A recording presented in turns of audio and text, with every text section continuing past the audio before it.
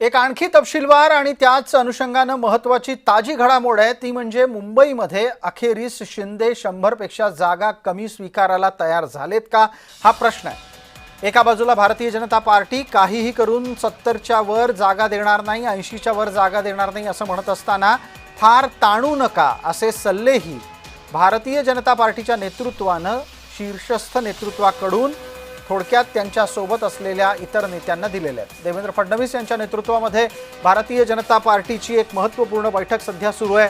Bharatiya Janata party ही शिवसेनेला 80 जागा जास्तीत जास्त मुंबईत द्यायला तयार आहे। आपले सोबत या निमित्तानं मनोज दयारकर जोडले गेलेले आहेत।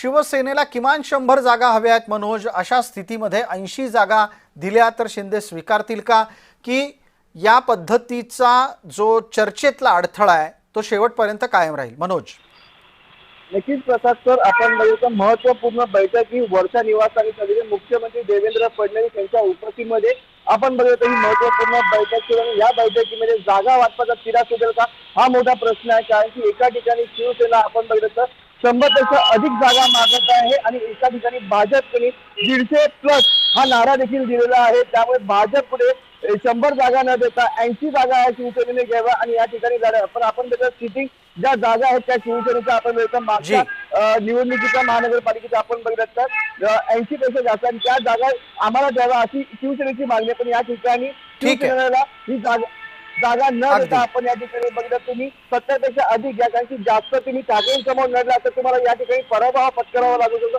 महायुतीला या ठिकाणी म्हणजे भाजप आणि शिवसेनेला या ठिकाणी बिलकुल बिलकुल आपण या सगळ्या समीकरणाकडे जोडलेले राहू आणि अधिकाधिक माहिती आपल्याकडून घेत राहू। तुर्तास धन्यवाद।